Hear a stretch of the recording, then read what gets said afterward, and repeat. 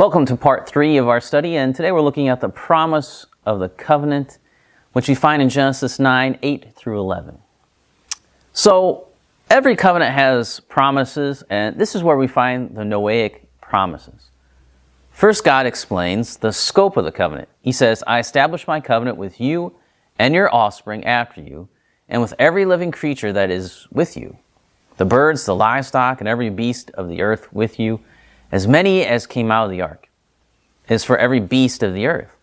The promise is for Noah, but not just for him, but also his children. But not just them, but also all their descendants. But wait, there's more, for the covenant is not just for humans, but for all the animals that came off the ark. The scope of this covenant is very broad. It's not just Noah.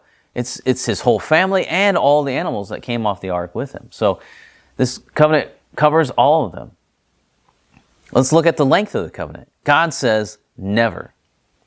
That means that his promise is everlasting.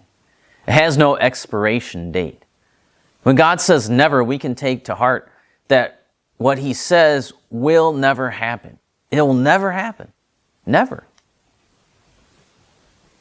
And God says that he will never again flood the earth because of man's sin. That's the promise. It'll never happen again. It is our sin that caused the flood in the first place, and our sin which still deserves another flood. But God promises mercy. Mercy is the withholding of what is deserved. Destruction is what our sin deserves, but God promises mercy. Those that rail against the God of the Old Testament for being a genocidal, maniacal tyrant, they don't realize that beginning with the first sin, man deserves death. That's the punishment.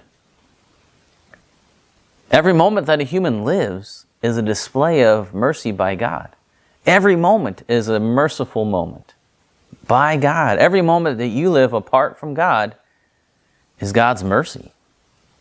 So every single second of every single life screams out for, as long as that person is alive, is that God is merciful. He's having mercy on you right now.